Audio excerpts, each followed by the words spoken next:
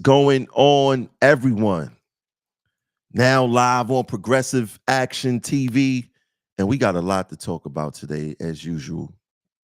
As usual, you guys just let me know um, if you hear me loud and clear. How we sounding out there today? Just want to make sure that everything is working as designed.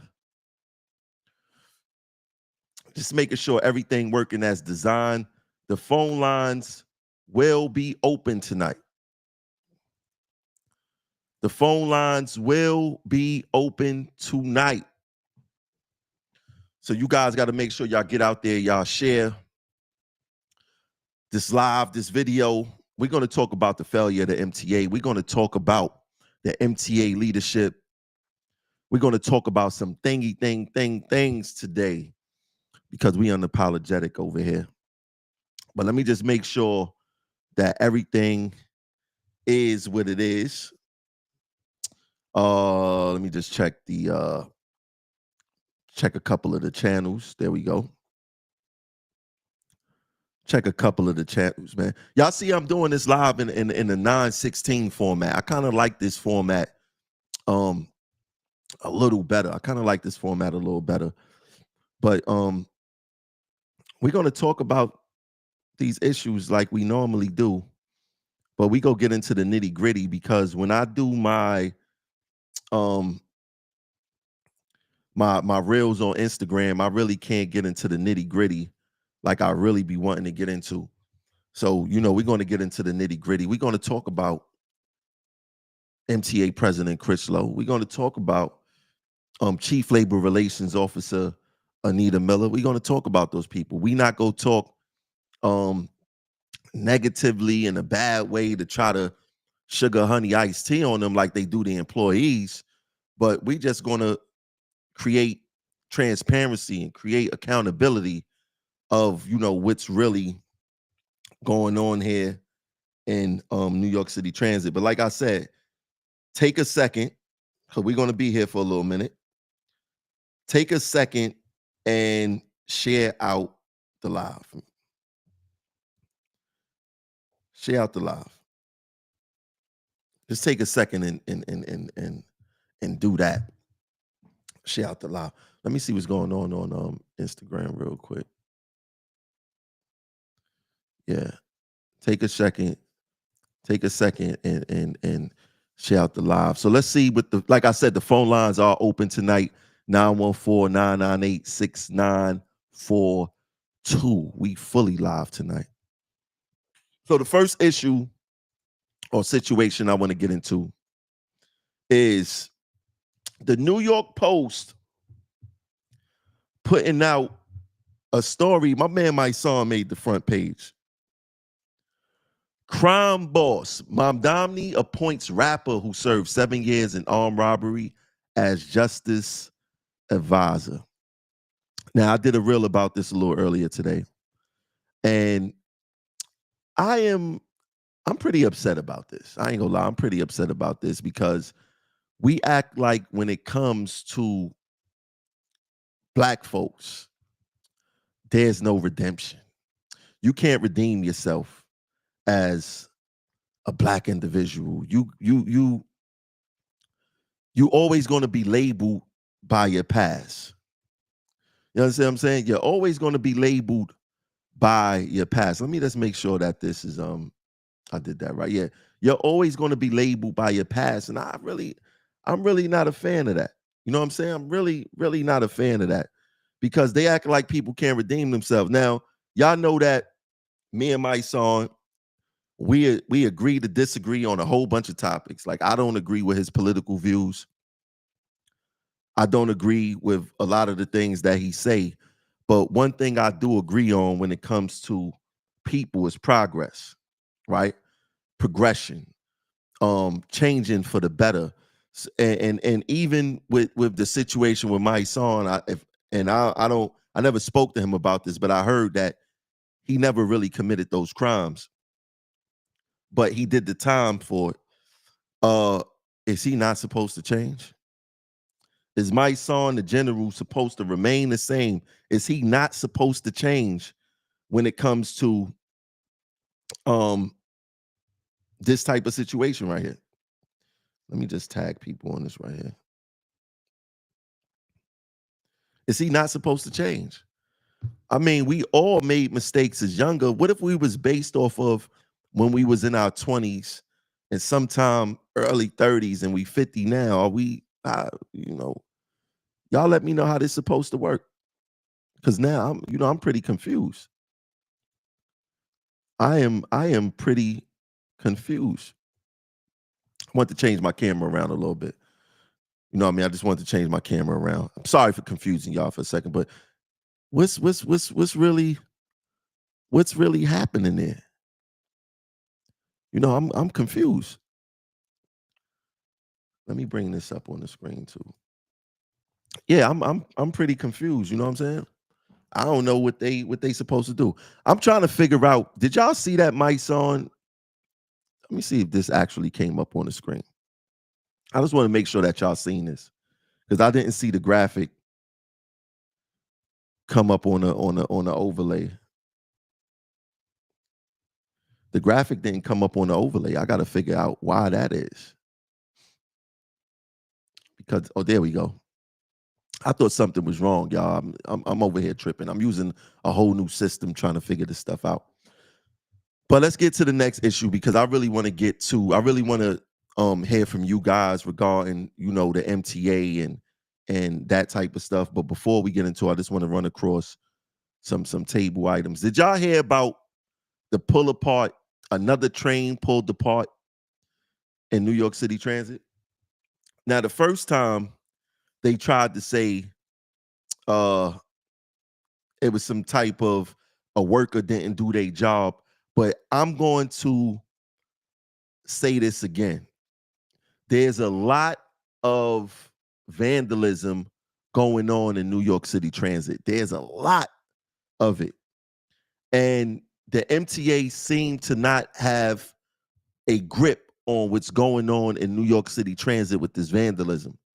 I find it pretty strange that two trains pulled apart in the same year, virtually months apart, right?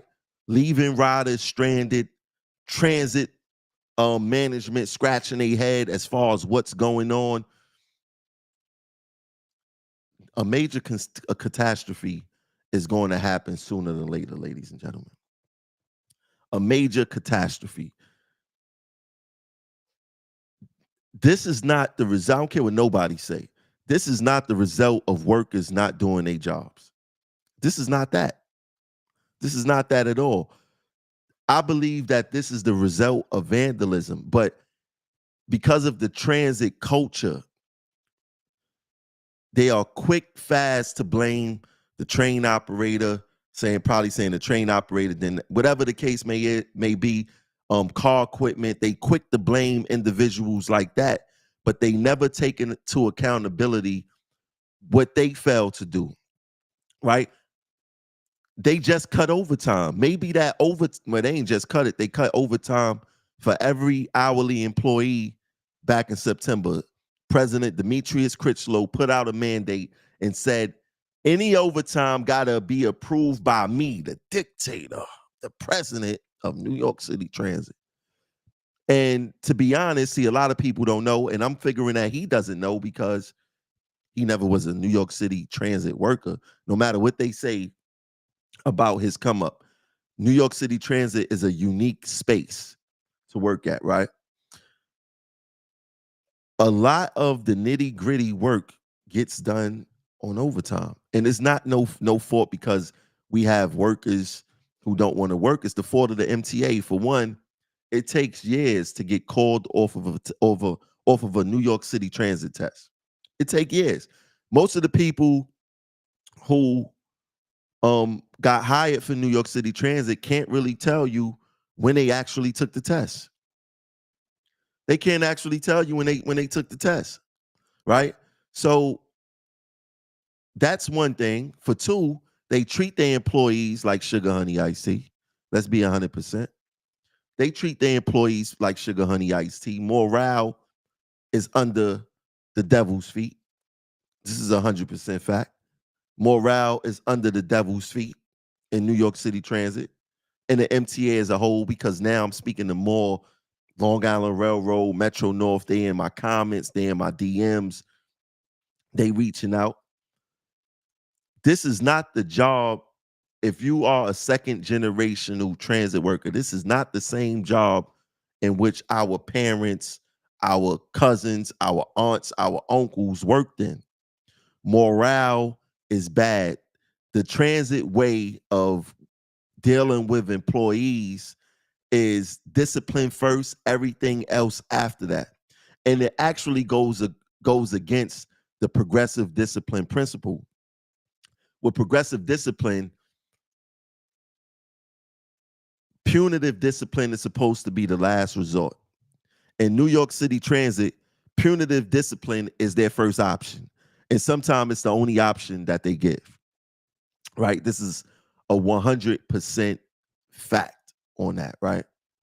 And this is just how they operate, right? And just to give you a better understanding on how they operate, I want to, before I get into the fight video, I'm gonna show y'all the fight video in a second. Before I get into that, just to give you a better example of how they operate, I want to touch on a story that the New York Times did. Shout out to the New York Times for doing a story that touched on the workers and what we go through in all actuality. So the New York Times in an article said, with called "They Witness Deaths on the Tracks and Then Struggle to Get Help." This is 100%, 100%, 100%, 100% true, right? Because the MTA plays this game, and I know the workers know it all too well, of controverting workers' comp claims, right?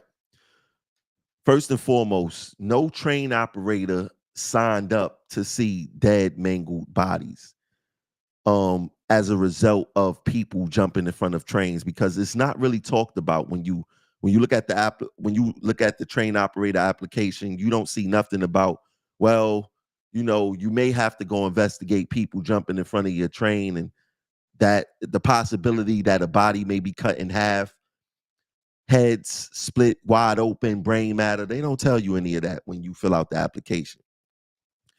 And a lot of people don't really know what they signing up for when you come work for New York City Transit, because the stuff that they don't tell you about is very prevalent on the property, like people jumping in front of trains. It happens I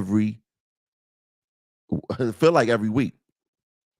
It feel like every week, right? But you're seeing bodies like what you would see in a war zone if you signed up for war. See, if you signed up for war, the military, you know what you signed up for. You may have to go shoot and kill people, and you may get what they call it, the IED, improvised explosive device, IED. You may lose a limb. These things may happen, right?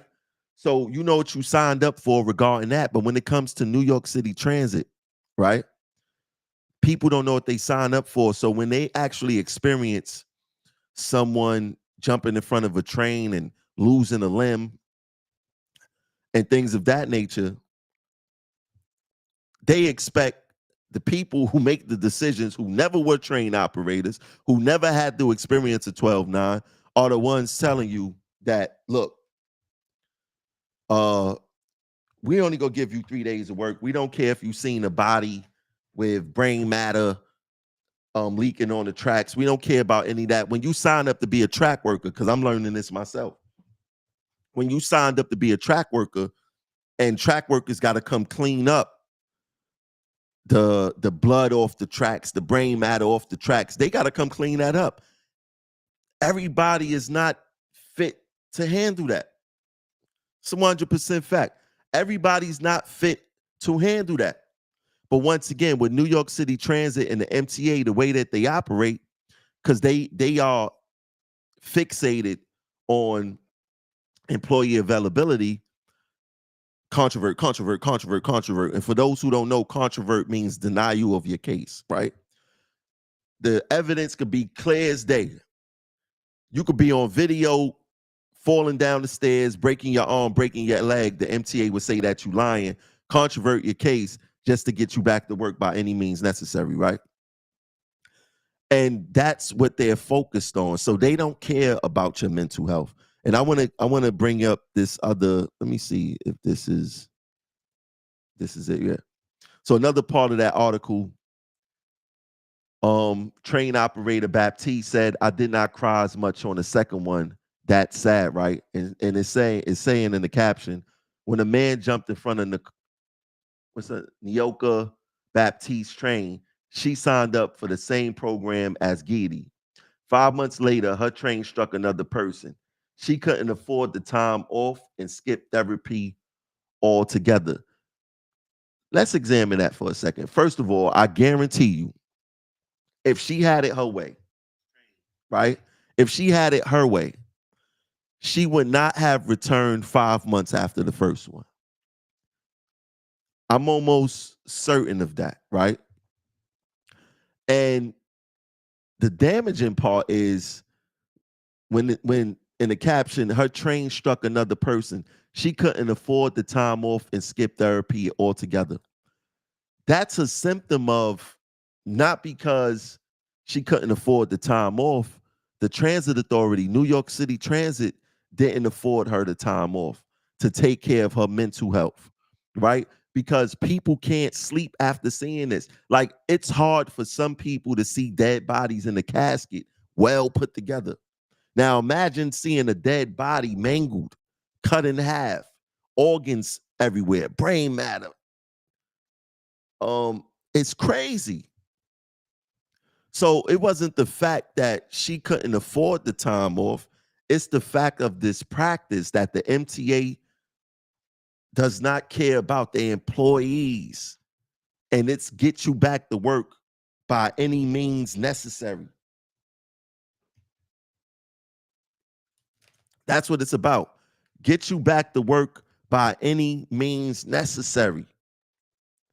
And people are afraid to talk the real truth because the MTA is so punitive. They love to target employees who speak up and speak out. And this is just their nature.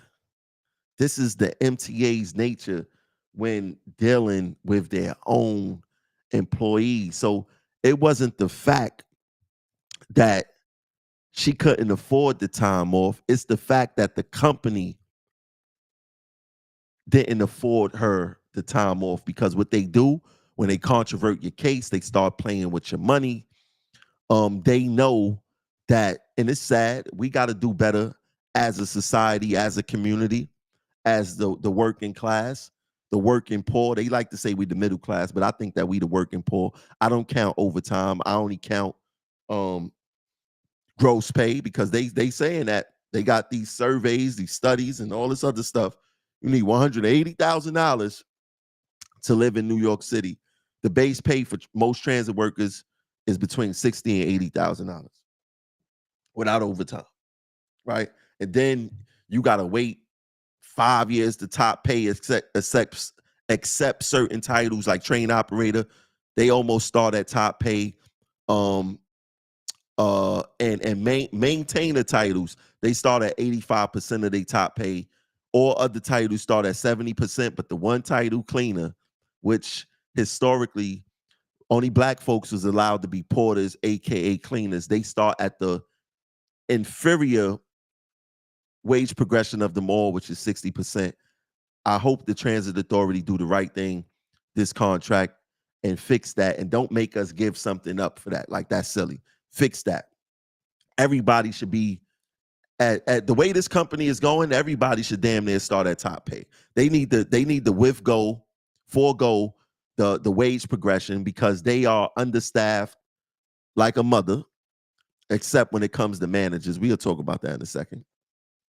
They understaffed like a mother. So they need to do something to attract people to the job. So one thing I'm thinking about is to forego the wage progression. Everybody who come in after 2026, after the contract, starts at damn near top pay. What y'all think about that?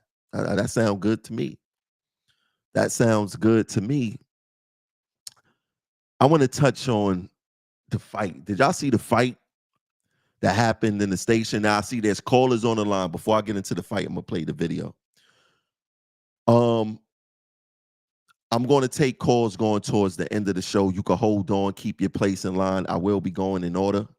But let me play the video of this fight, and I want to explain to you guys what really happens with things like this. So check it out.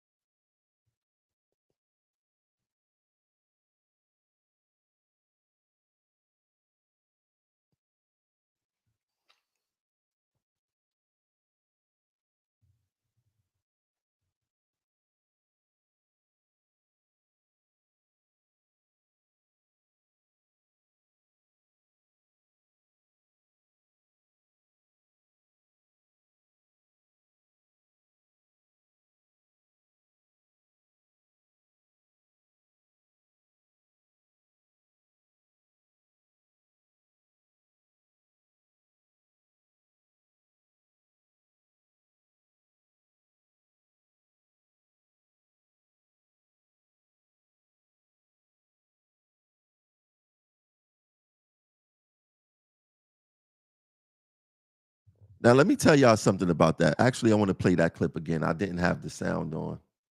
I want to play that clip again. But let me tell you guys um the issue with that. You see how those, I don't even know who they were. I don't even know who those managers were or who they were.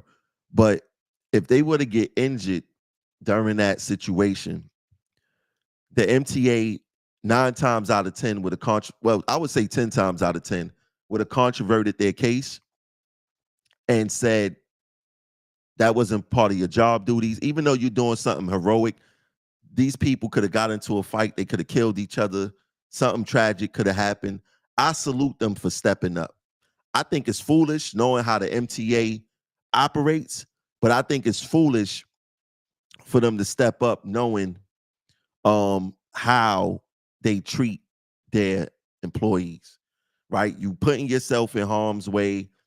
If you were to get hurt, the MTA will once again controvert your case and you will be left on your own dealing with the situation. This is a 100% fact.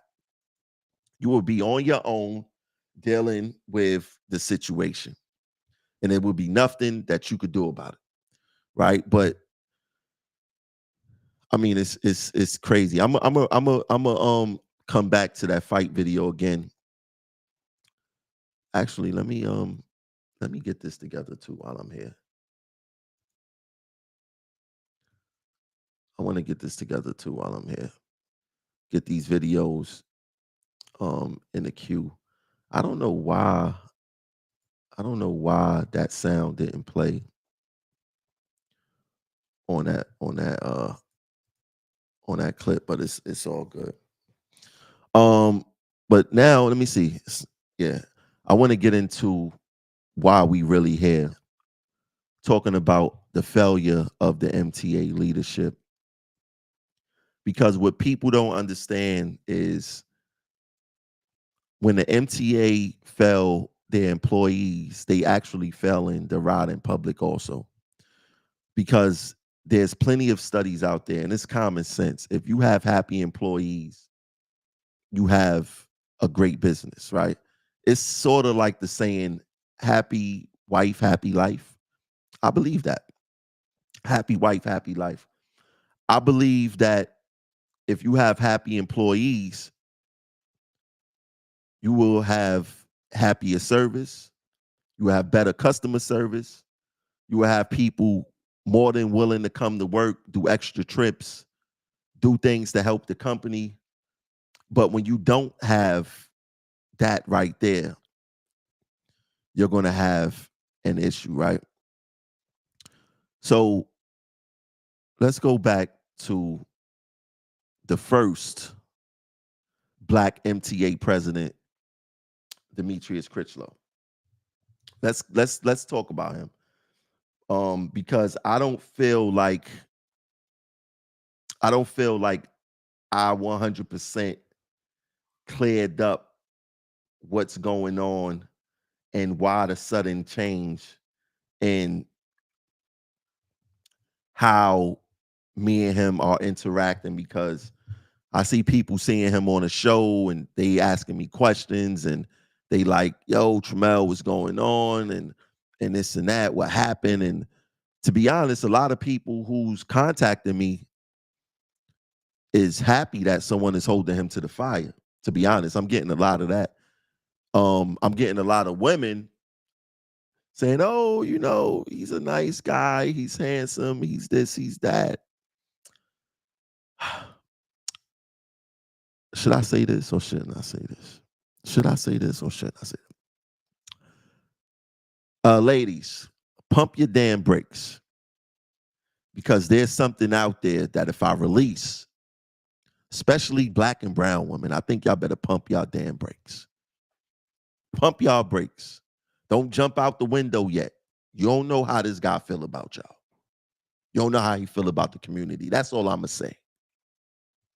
Pump your damn brakes when it comes to Mr. Critchlow. Now, I want to say this about him, because he was someone who I looked up to in the company.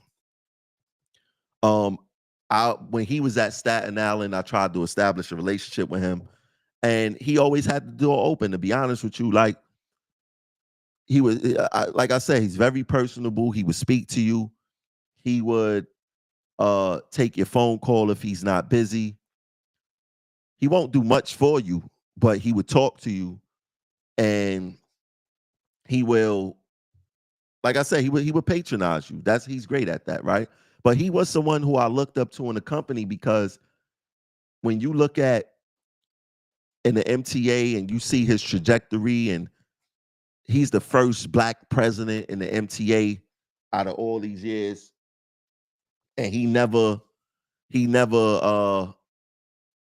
well, let me clear this up. The first black MTA president, the MTA was born in 1968. There was never a black president before him, right? So we talking about 50 something years before the MTA recognized that a black person could be a president, right? And he was someone, and he just became president, I think, like last year sometime. And he was someone who, from the outside looking in and seeing the way that he carried himself, I respected. But when I sat down and actually examined the things that he has done, examine the accomplishments, and examine the culture that he set forth in New York City Transit, it's disheartening to say that he has done nothing to help the employees, right? He's done nothing to help to make things life a day better for the employees. He does the bare minimum, in my opinion, right? To help and make life better here. And I'm not throwing shots at him. I'm just highlighting the things that he has done. And like, I want to touch on this real quick.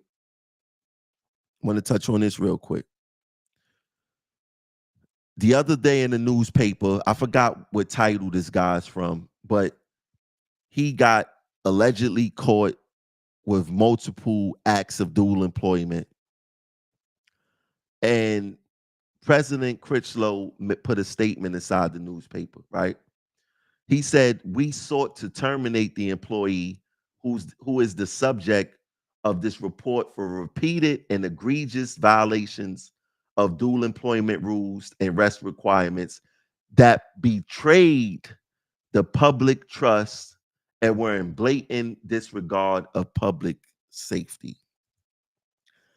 I'm not gonna lie, that bothered the hell out of me, saying that because this person got dual employment and didn't fill out a simple dual employment. It's not even called dual employment no more. It's called outside activity, right? He didn't sign that it was egregious and he violated the public trust, right? That didn't sit right with me, because, and I'm going to continue to bring this up. Train operator, what's that? My son phone ringing. Train operator Hold on 1 second. Let me get my son's phone. 1 second.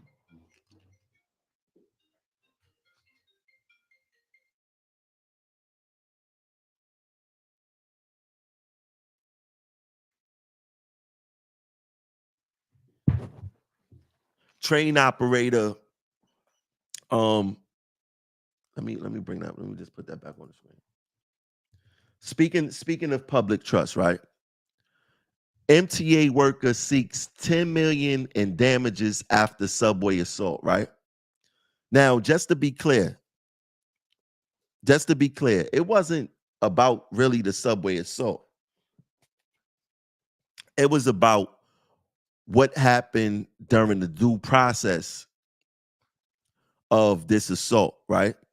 And the MTA attempting to terminate Eric Shepard, right? Now, the way that this transpired was President Critchlow, for some odd reason, and I'm still trying to figure it out, why does he get involved with the low level stuff? Why even have supervisors and superintendents if you're going to get into all of these different things, right? But President Critchlow, for some strange reason, decided to send me and the president of the union an email saying that basically the train crew is going to be held at 2 Broadway because someone was lying. Of course, one of his employees were lying, right? The train operator or the conductor, right? Someone was lying.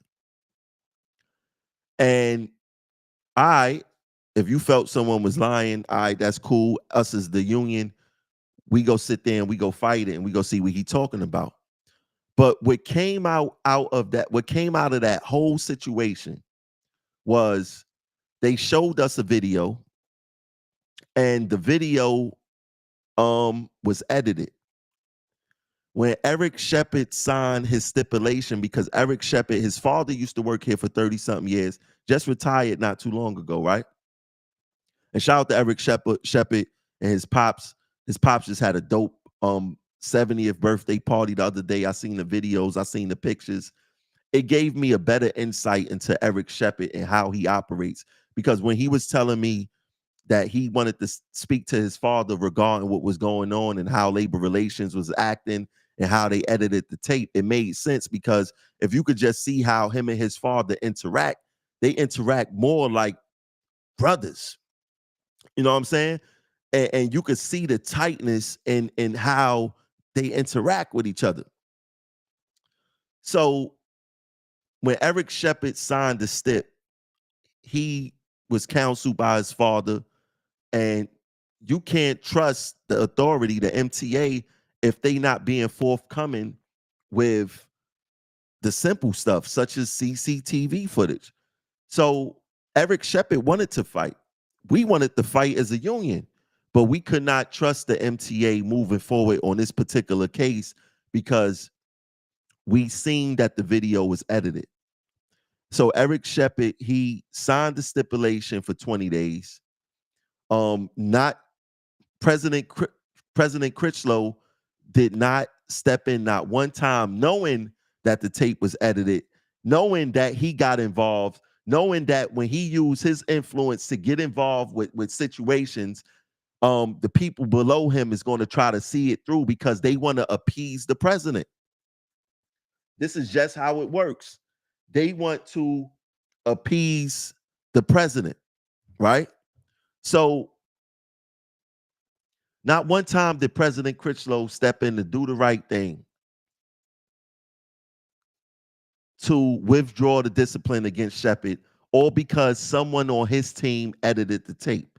Now, once again, train operator Shepard signed that stipulation because he did not feel comfortable going to arbitration knowing he could lose it all because the MTA edited those tapes. When Eric Shepard signed that stipulation, and if y'all know him, y'all can ask him. One day I'm going to interview him on this platform. And y'all can ask him. I told him I'm not going to let this rest. I'm not going to let this die. I got a plan. So I filed the FOIA request, Freedom of Information Law. And it took about 6 weeks before I got that footage. But when I got that footage, see, management only showed me one edited tape, right? The tape that they showed me was one tape and it was edited. When I got the CCTV footage from the FOIA request, I received 16 videos that added more context to what Eric Shepard was saying. So Shepard was saying that the reason why he restrained the individual, he never threw a punch, he never did any of that, was because he heard police sirens. In the videos that the FOIA request produced for me, I think a minute and 30 seconds or maybe 2 minutes max after Eric Shepard was on the ground with this criminal, because this guy also pushed a 60 or 70-year-old person down the stairs and broke their leg after the Eric Shepard situation. 2 minutes after restraining this criminal on the ground, you see Eric Shepard in the frame walking with the police off the platform in an attempt to try to find this individual, right? Why didn't management produce that video? Because that was in Eric Shepard's statement, right? That he heard police sirens and all that other stuff. They never produced that either. See, I was only talking about them editing the tape and me getting the full footage, but they only gave us one tape. There was 16 tapes that I got for the FOIA request. But the problem that I have with President Critchlow is that you got personally involved with this discipline, with this case, President Critchlow. Why, when it was noted that the footage was edited, that you didn't step in to say, as the leader of the company, why didn't you step in to say, we got to withdraw this discipline? This just isn't right. We got to figure out who dropped the ball in this case, and we got to correct this to make sure that this doesn't happen again, because this violates the public trust. He never said that, right? He only cared about public trust when it comes to disciplining hourly employees, right? And I wanted to show y'all again what he said. He said, we saw, and this is regarding, once again, a case of an employee with dual employment, right? I just want to read it again. We sought to terminate the employee who is the subject of this report for repeated and egregious violations of dual employment rules and regulations and rest requirements that betrayed the public trust. So, President Critchlow, you don't think that it's a betrayal of the public trust, knowing that you was hands-on in the Eric Shepard case, knowing that you guys gave us, the union, an edited tape, knowing that there was that you guys didn't do the right thing in throwing out the discipline, knowing that Eric Shepard was going to sue for $10 million, $10 million that the MTA is not going to pick up, $10 million that you're not going to pick up personally, but $10 million that the public is going to pick up, because the public is paying that tab through fares and through tax dollars. So you do not think that that violates the public trust? Are you serious?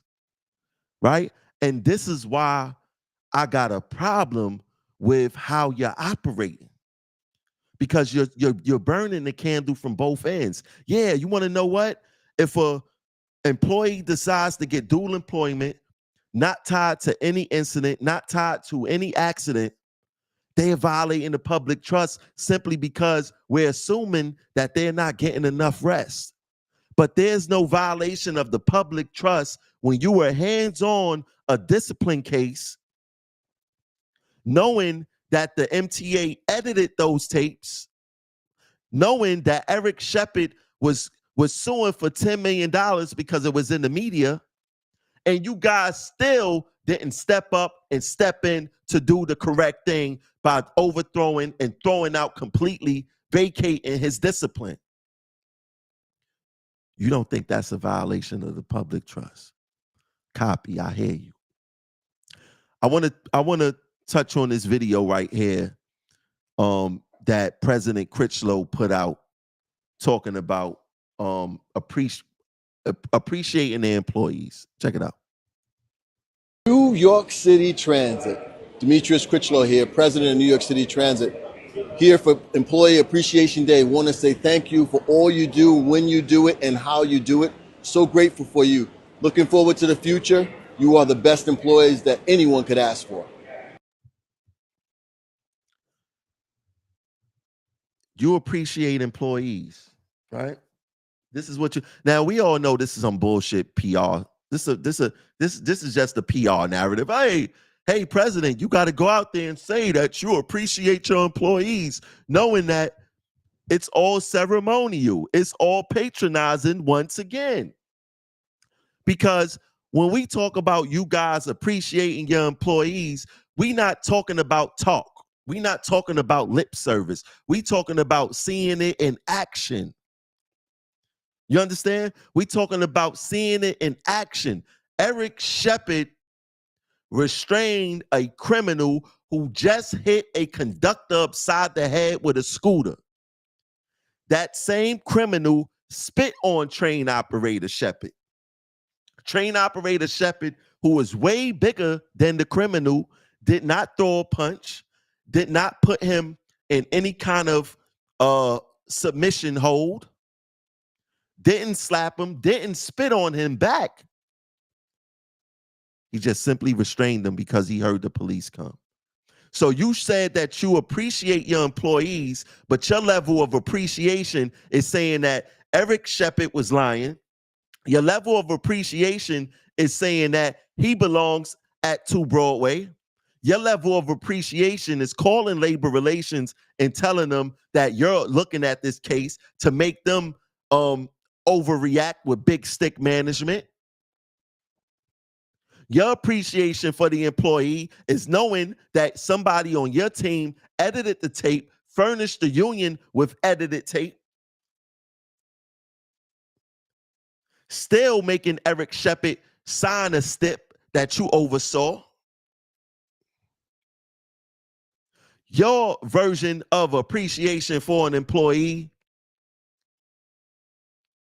is saying, F it, he could sue.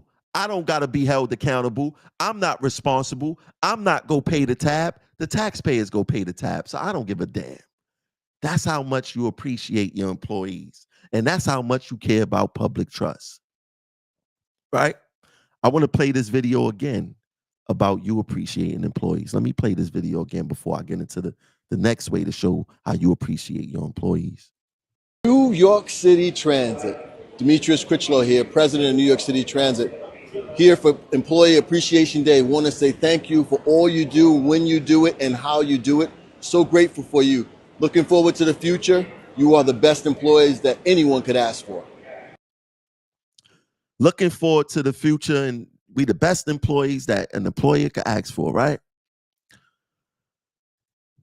You remember this, Critchlow. Subway train headed towards Hudson Yards gets stuck between stations after operator passes out. And I want to read a little bit of the caption. A subway train got stuck behind stations Monday night when the operator became unconscious after suffering a medical emergency.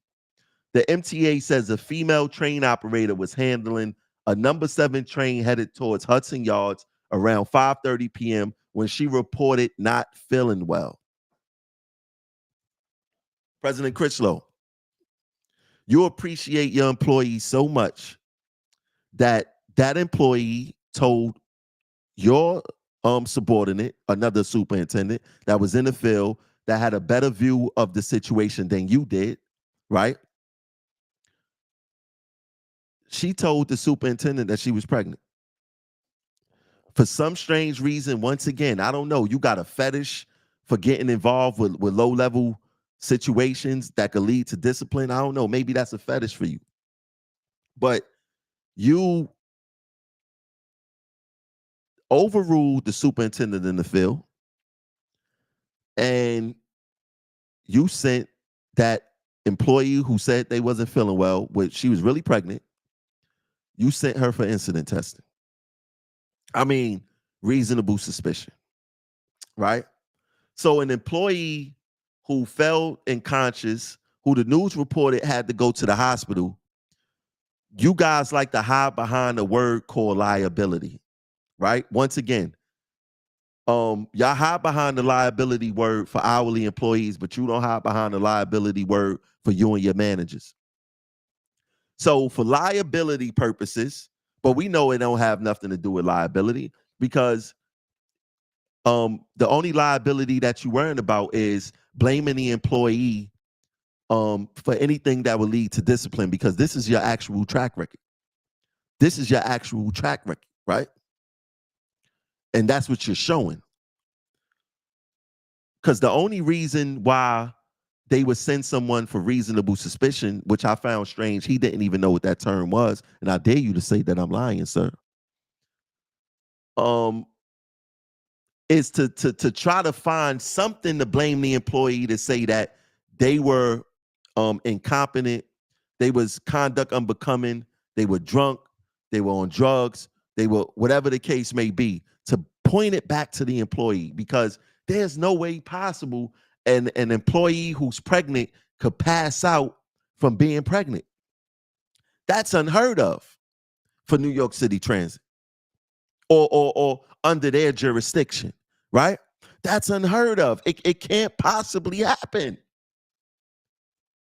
So yes, the MTA love to hide behind this word called liability, send workers who's involved. They could a tear could come out their eye, and management could be like, oh, that's a tear coming out your eye, you're crying, you must be drunk.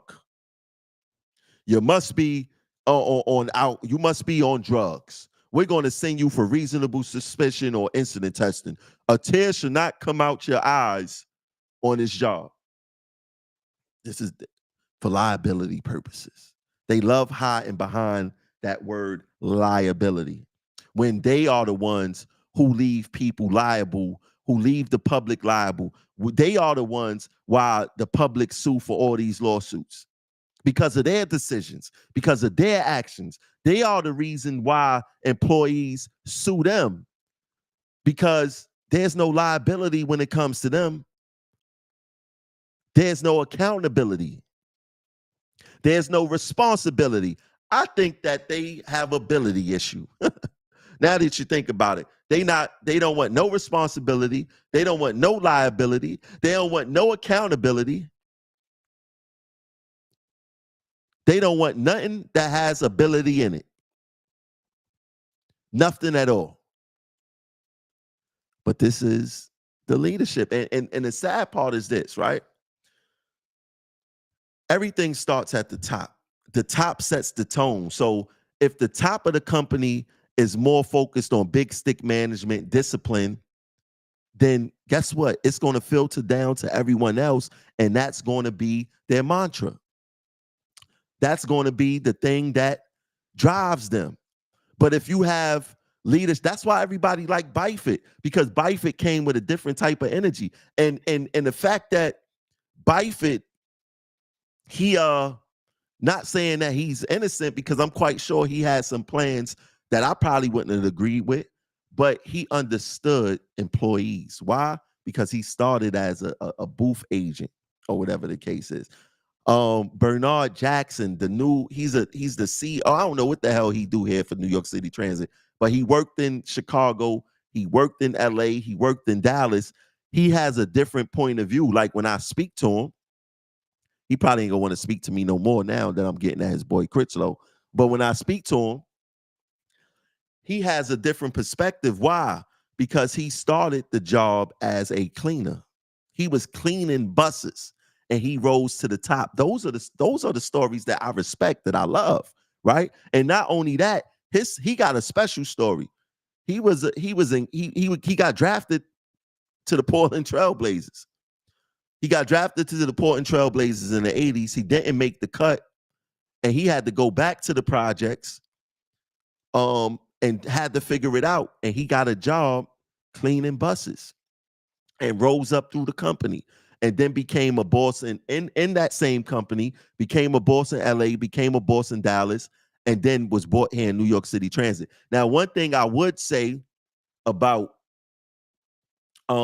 Critchlow, because I believe Critchlow bought him here, is that was a good move from what I see for right now, because you guys, what they call those masks that they wear? Y'all be wearing masquerades. Y'all present yourself as one thing and then show a whole other totally type of thing. But for right now, I like Bernard. I like Critchlow too. He's just, let me back that up before I say that I like him. I like the thought of who I thought he was. Let me say that. Um, he's not who I thought he was. You know what I'm saying? He was never a friend. He actually told me that too. Like, yo, Tramel, we was never friends. You know what I mean? So it's all good. But I'm not gonna put my foot in his ass yet. I want to see him poke his chest out at me, big dog. Poke your chest out at me. I don't want no war. I'm letting you know I don't want a war. But poke your chest out at me, or let somebody from your team do anything crazy in this department again. I'm blaming you, and I'm going full nuclear. Full nuclear, because I'm not with that patronizing me and telling me stuff to keep me calm. If you're not telling me things that have action back behind it, don't even talk to me. That goes for any manager here. If you think that you go sit there and spin me like a ballerina, like we on a ballroom, we doing hand dancing and stuff like that, don't even speak to me. Don't even, when you see me in the hallway, don't do this at me. Don't nod your head. Don't even look at me. If you want to come to me with action and actually finding ways how we could work together, instead of you guys worrying about if I'm gonna talk about you on my show, don't even talk to me. You wasting my time, and you wasting your time, and you just gonna embarrass yourself, and you're gonna be on this show. That's the bottom line. And I'm not gonna allow. Let me find, because I can't allow her to get over it. Because Critchlow not alone. There's different bosses here who needs to be held accountable, because I have a problem with his leadership style, Critchlow, of how he gets into the business of the nitty gritty, and then when things when like the Eric Shepard situation bothered me, that left a very sour taste in my mouth. A very sour taste in my mouth. I'm not gonna lie. But there's a path forward for me and Critchlow to work together for the betterment of the company and the betterment for the members. Right? There's things that I agree with him on. There's things that I do not agree with him on. But I'm never mistaken that we friends, we're brothers. I'm not mistaken that again. You ain't got to worry about that. I'm gonna tell you that right now. We ain't mistaken that again. But there's a path for us to move forward, especially um if you don't want to be put on the Summer Jam screen the way that I imagine. This is like this is love taps. This is brotherly love right here. You know what I mean? I'm taking it easy. I'm not talking about nothing that the public didn't see. I'm not talking about nothing that the public didn't see. Right? I'm not talking about, personal conversation. I'm not gonna get that dirty with you. I don't hate you. You know what I'm saying? Only thing I'm saying is this. I don't agree with how you doing business. I'm the vice president, you the president. You come in at my department, you know what's going on in my department. And like I said, you're not alone. Because this lady right here, Anita Miller, Chief Labor and Employee Relations Officer, she's just as guilty as you, right? She's just as guilty as you. Everything that got to do with discipline in the MTA, damn, I said I'm only gonna be on the show for an hour and I ain't even start taking calls yet. Everything that has to do with discipline in the MTA, these chronic six in the MTA, PDS and employees, basically the human resources part of the MTA, Anita Miller is accountable for. There's no department that I hate more, and I don't hate a lot of things, but there's not one department that I hate more probably in this world than labor relations. Labor relations, a bomb needs to drop on the 13th floor. It needs to be destroyed and rebuilt. It's insane how they treat their employees in labor relations. 100% insane. 1,000,000,000% insane how they treat their employees. And she's the chief officer of that, right? She is the chief officer of that. So what I'm gonna start doing now, not only am I going to start talking about um the low levels, like I talk about BK. BK is probably happy. He's happy right now. He's like, oh, Tramel is getting at them. I'm not alone. Because that's all they really want. They just want company on the Summer Jam screen, right? So um they're it's one of the most dysfunctional They can't even hire people to work up there. Every director they got to work up there these past 3 years, 4 years, they left. They said that this is not the job. Somebody just sent me a message 2 weeks ago saying that what you saying about BK and Rashida is true. I used to work up there. I'm going to get that interview and we're going to talk about what's going on the inside, because this person is not afraid to talk about what's going on the inside. So we're going to make it happen, right? But labor relations is one of the most dysfunctional departments.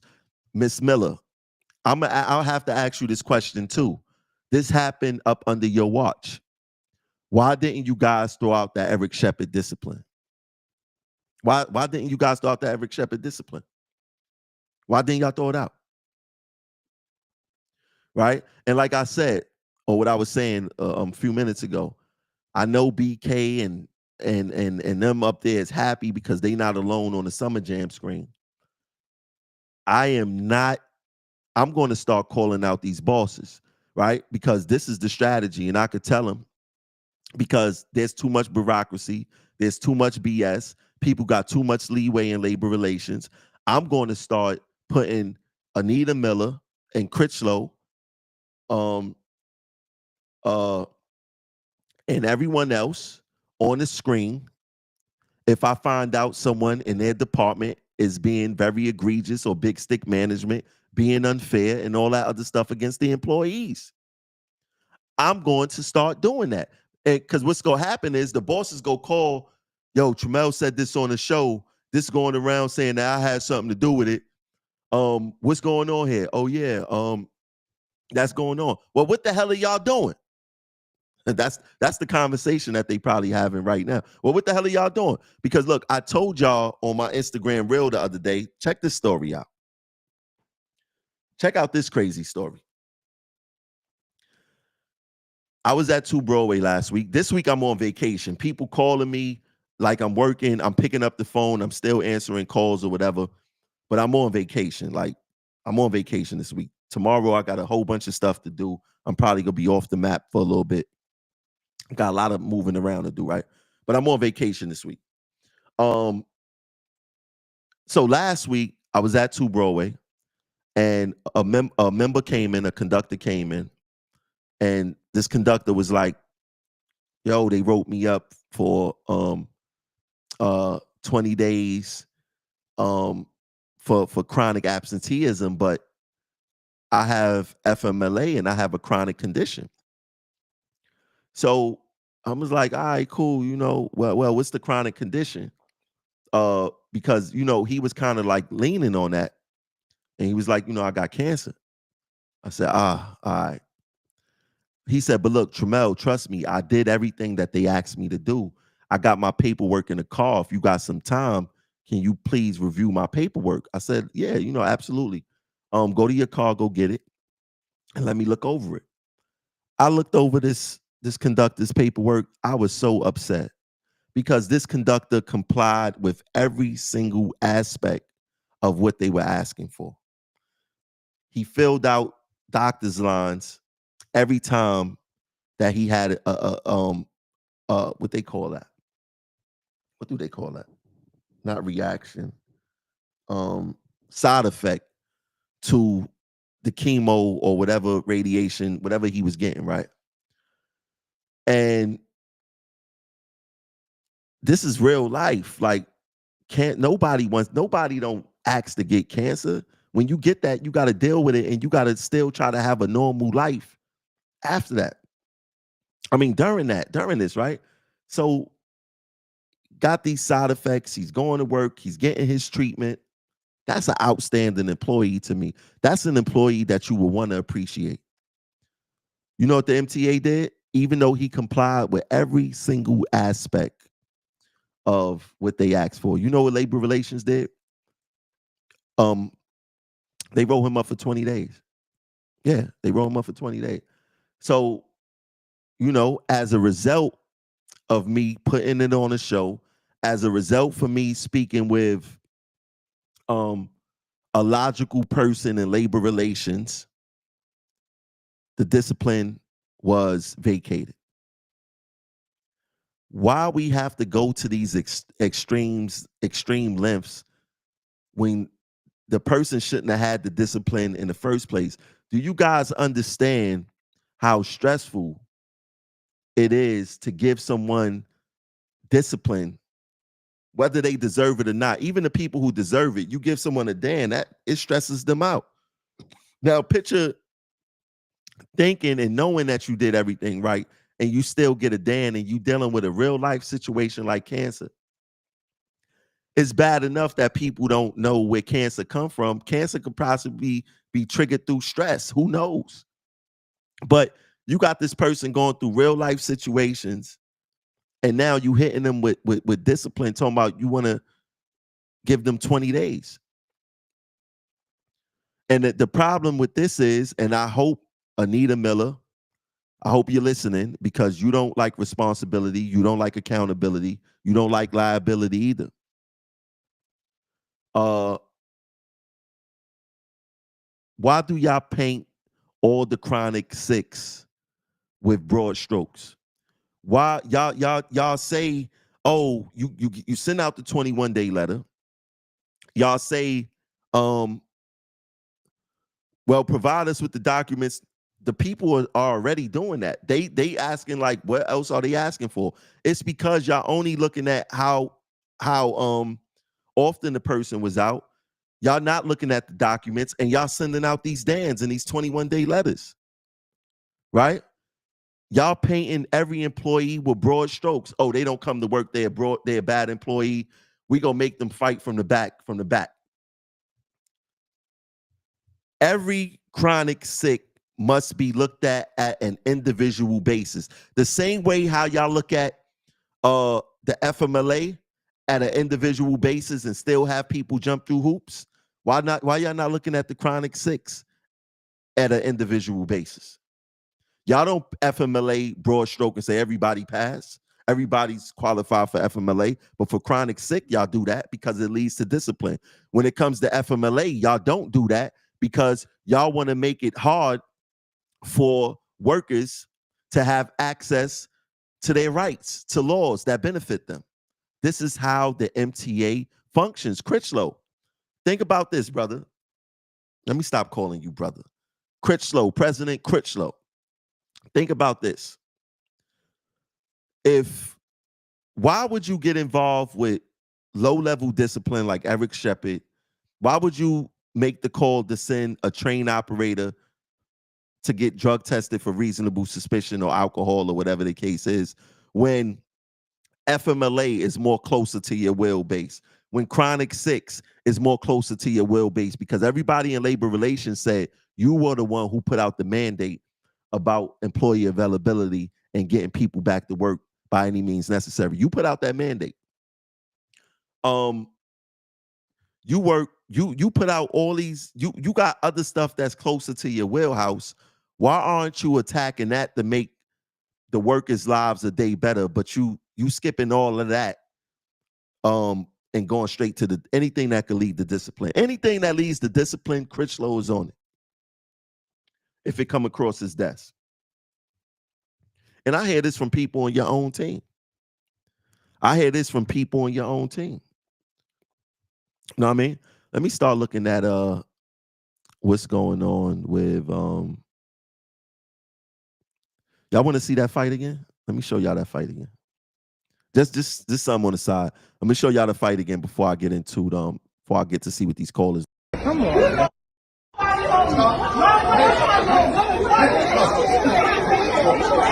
You know I'm gonna record this shit. Is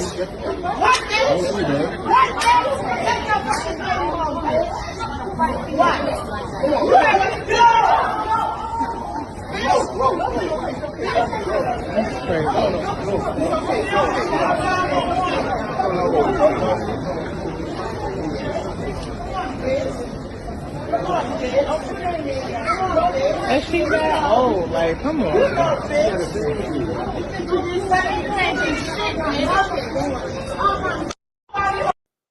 Yeah, that was pretty crazy. That was pretty crazy.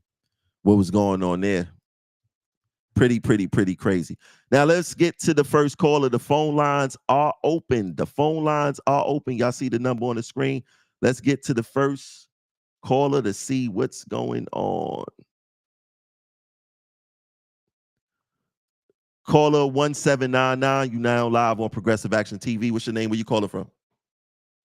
Yes. Hey, Terrell. Hope your vacation's well. It's Michael. Good to hear from you again, pal. Thank you for bringing up Anita Miller. You know, she's well, you know what? Screw her. I'm going to get into it. I don't want to jam your line up too much.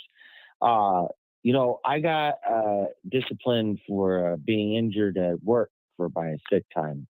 And they put me on a 5 unsubstantiated sick thing. And I think it's kind of, I think it's wrong. I didn't know if you get injured at work and you are using comp time that you could be disciplined and put on something where you can't call out sick for over a year. I've never been through this experience before. And I think that's really pathetic. And today, I finally got to at least complete a part of a challenge of my own battle with these, you know, the people who run the show to get my sick time restored from sick to comp. I did this without any union rep or attorney represent. I have an attorney, but I did this on my own. You know, I went through a majority of my sick time when I was, you know, being treated for workers' compensation. And, you know, I wanted my sick time restored.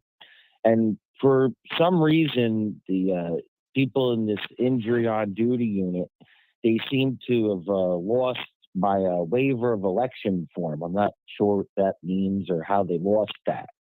And when they told me they lost it, I lost it at them. I told them that if we lose a flashlight or a key or something in that magnitude, that they'll write us up. But they could, you know, be reckless and lose a waiver of election form for me to get my, you know, sick time restored back. And, you know, they were really, I felt really uncomfortable going to 130 Livingston Street today. And they restored my sick to comp. And they told me, oh, you know, this comes out of your settlement. You better be careful. And I was like, listen, I want my sick time restored because your people in labor relations have put me on some, you know, discipline notice for using my time being injured. And I think that that's disgusting.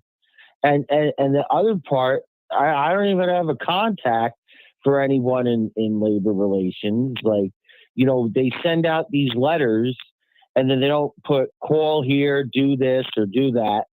You know, they want to disguise who they are and they don't want people to respond back. And I call that gaslighting. And I think Anita Miller gaslights every single worker in transit. And it's really pathetic.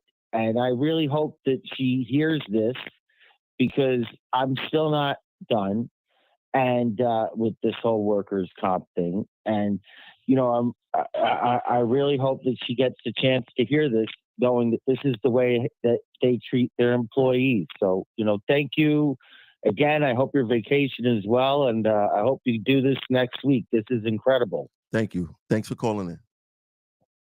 Oh, goodbye. We go run through some callers tonight. Listen, I don't take anonymous calls. We don't do none of that anonymous call stuff here. So if you call anonymous, you ain't getting through to the lines. No anonymous calls. Let me get to the next caller. Next caller, 7447. You now live on Progressive Action TV. What's your name? Where you calling from? All right, it's train operator Andrews. What's going on, train operator Andrews? Yeah, could you hear me? I hear you loud and clear. Good. Okay, good. Yeah, two things.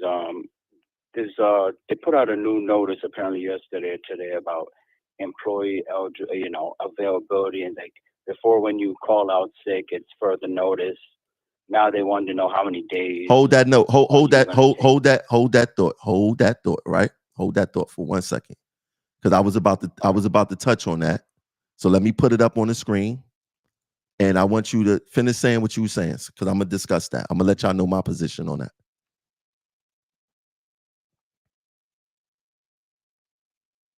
Train operator. Yeah. Yeah, finish saying what you're saying. I got the notice on the screen. Oh yeah. Yeah. Oh, okay, yeah. So they're talking about having there it is. You got to let them know how many days you're going to be sick. I mean, I'm kind of suspect about that. How do I know when my code is going to leave my system? Either code or any what other illness that a person can have. So I don't understand that. What's the intention? And they keep talking about employee availability as far as RTO. I mean, they have a ton of extras in both divisions. So I don't know what is, or just trying to, BS us and, maybe send an inspector to, really check, knock out doors just to see what they want, I don't know. That's what I'm calling for one. That's one of the reasons I'm calling. All right. So let me touch on that real quick. So, a few people sent me today the notice of management trying to change the rules at the bottom of the ninth inning. And once again, this is about employee availability. This is another Demetrius Critchlow fetish, employee availability. And I'm not mad at. I believe that we should try to get people to come to work, but we shouldn't be doing this BS that they're doing. So with this notice, if we don't know how many days we're going to be out, we always say sick until further notice, right? You don't know, like the caller just called in. He says that you don't know when your cold will go away. You may have the pink eye, you may have this, you may have that. You don't know when it's going to go away. So I'm gonna tell you what we're going to do as a union. See, what I don't like is that me and my team, we just had a bilateral meeting with the manager who put out this bulletin, right? Or this notice, whatever they want to call it. For one, they did not bring that up, right? For two, there's an established past practice to say that we could call out sick until further notice. This is established past practice. So what we're going to do as a union is that we're going to file a grievance, a past practice grievance, because they can't just change it how they want to. It's either one of my offices go put it in this week, or I'm gonna put it in next week when I come back after speaking with the union attorney. But since the MTA want to play this game, what I want every worker to do is follow the notice for now. And if they ask you how long you're going to be out, tell them 100 days. They ask for a number, right? Tell them 100 days. I don't see nothing wrong with that. 100. Tell them 100 days. How long you gonna be out? 100 days. They got their number. And if you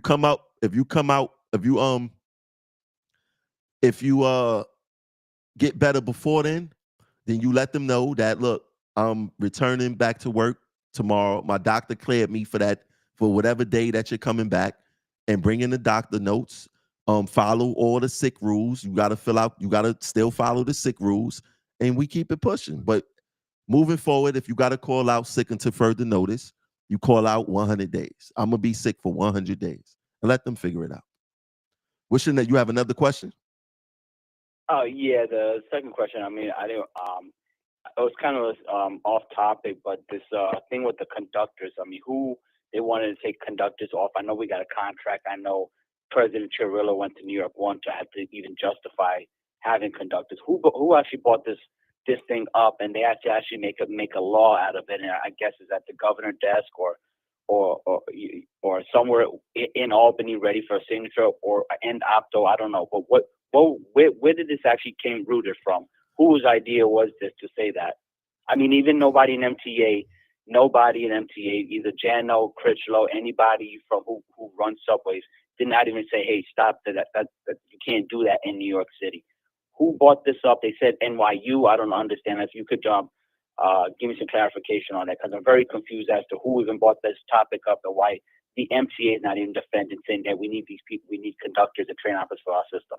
Well, with the MTA always play this sleight of hand, right? So they have these special interest groups in which they give money to promote their interests, right? So I feel like, in a way, Riders Alliance, they are one of those special interest groups that the MTA do business with to make it seem like the riders want it, but the MTA really want it, right? So the MTA got these special interest groups in which I don't know. I've looked into this myself. I don't know who is saying exactly that we don't need conductors on the train. Now, you are correct. The bill is waiting to be signed by the governor to ensure that there's a conductor on every train, and not only full-length trains, but also shuttle trains. So I don't know who these special interests are. My best guess is that these special interests are connected to the MTA in a way, and they are basically promoting the MTA propaganda the same way the Riders Alliance do. Oh, okay. So something like an NGO for MTA. Got it. Yeah. All right. Yeah. Okay. All right. Yeah. I mean, like I said, yeah, that was the biggest question was like this new bulletin that they're talking about employee availability. I mean, like you said, you wanted this, they wanted to know how many days you're sick. Like that was something I needed to find out. And this, thing about the conductors, I really don't understand how can they justify. They don't, even the CBTC technology is going to be 100 years beyond what isn't going to even fathom this whole system. So those are my just two questions I had. I mean, I did have other questions, but I know there's other callers. I appreciate you and everybody in administration. You can always get in contact with me through the union channels, and we could have a more in-depth conversation. Wonderful. Thank you so much. All right, no problem. Let me get to the next caller. Caller 9263. 9263. You now live on Progressive Action TV. What's your name? Where you calling from? Yes. Hi, Tramel. I'm from Long Island. I trained a couple of times in the city. I really loved it. But I have a long story. I have 20 years experience as a transit driver for Suffolk County. Okay. And I really did like it better in the city. The people were friendly. They were open. I felt at ease. But it's just when the higher ups came in and started talking, I got very nervous. So I actually flunked the test, the test that you have to drive around the block. I just was paying attention more to safety than just what I was supposed to do, because I didn't want to get into any kind of incident. So it's best that I failed that test instead of, hurting somebody or doing something bad. So I'm very safety oriented, and I'm so glad that you started the show on the radio. I paid to take the train operator test. I paid for it last year.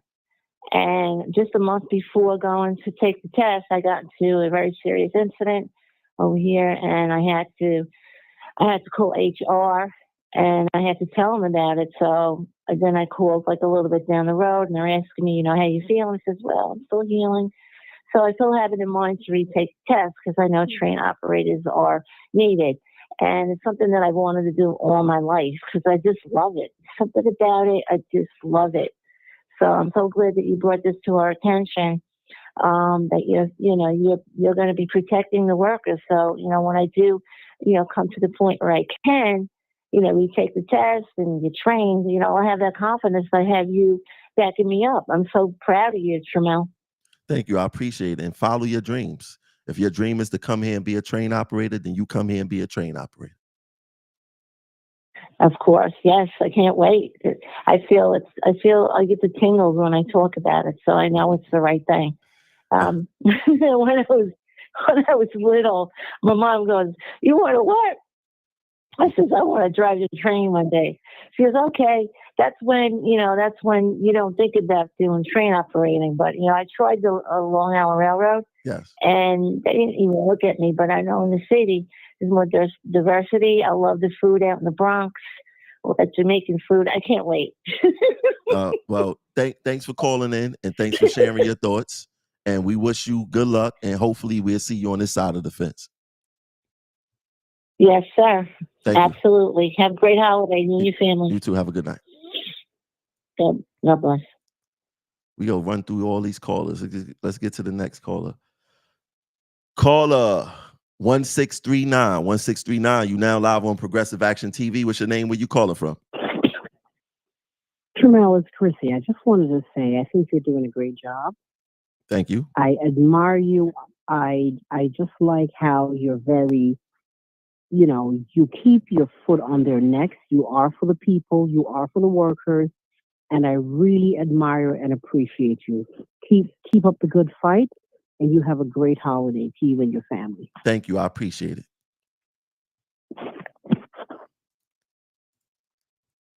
Those type of calls are very good to get because sometimes you get lost in the hustle and bustle and you don't really know who appreciates you. And it's good to hear calls of appreciation, or when I'm out in the street, people saying that they love what you do. Support the people who's fighting for you out there.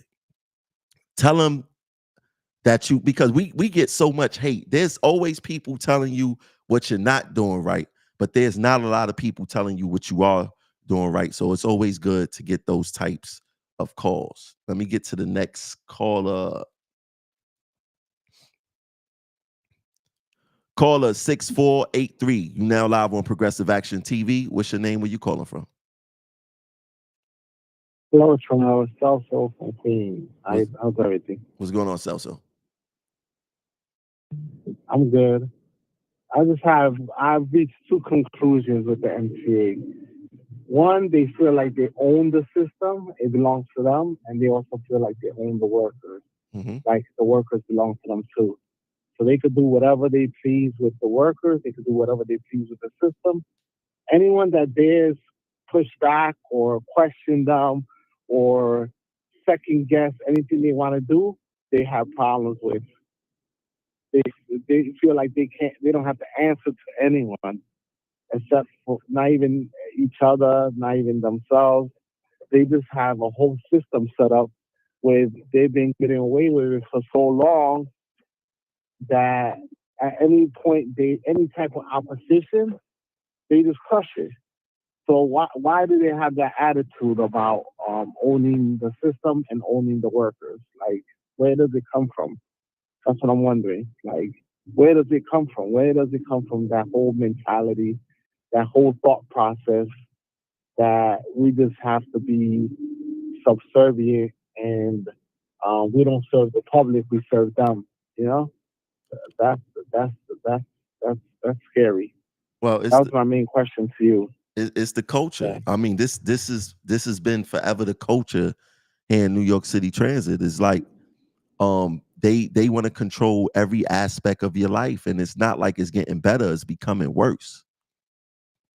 Right? It's because each new president that have came, except Byford, things have gotten worse.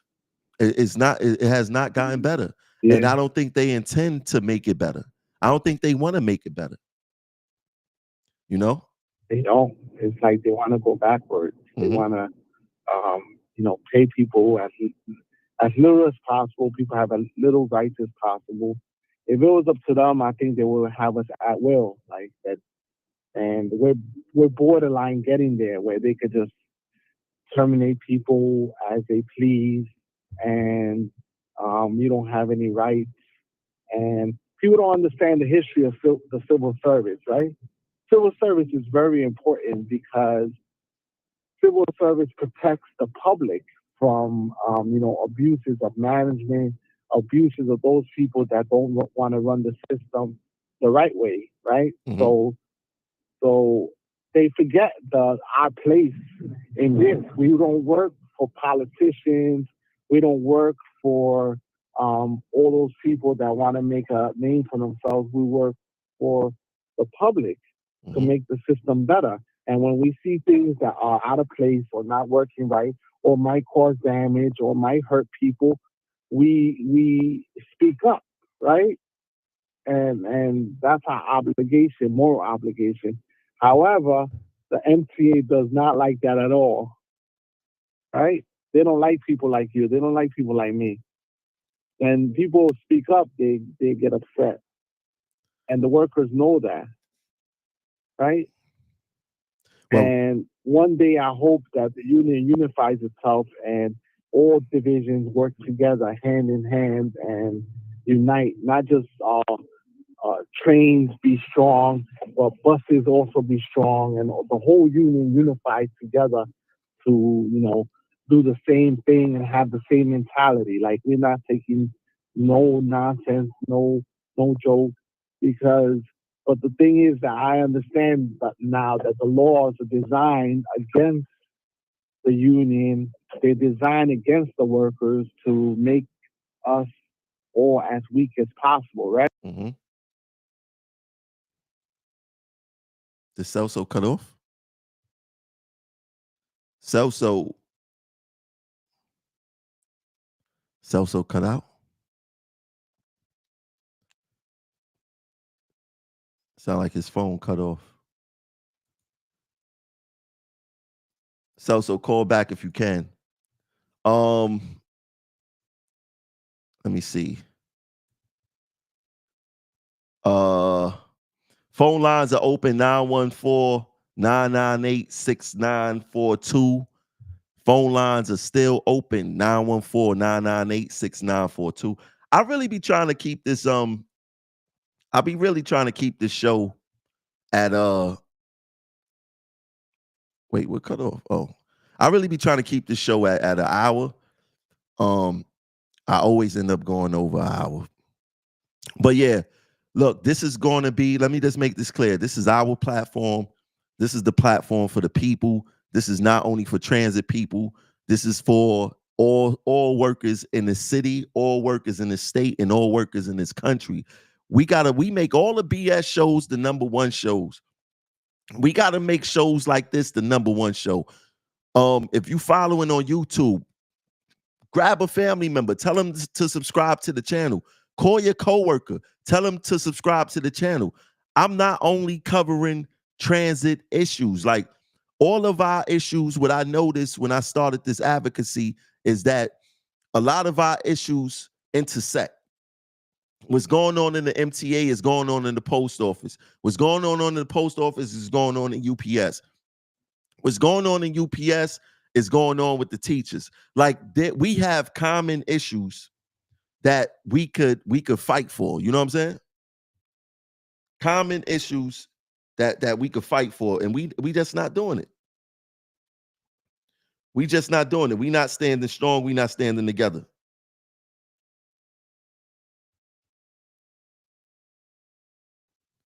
Hold on, let me see something real quick, y'all.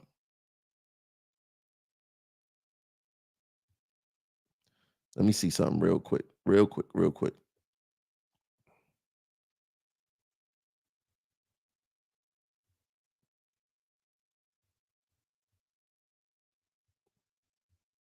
But we not standing together.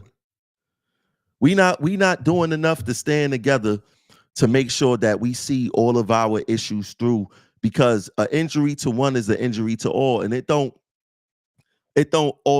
only mean someone you share the same title with, or someone that you're in the same department with, or someone that you're in the same union with. This thing could cross between different agencies, between different jobs. What I'm complaining about in New York City Transit, people in Long Island Railroad and Metro North is hitting me up. When I'm complaining about New York City Transit, post office people is hitting me up.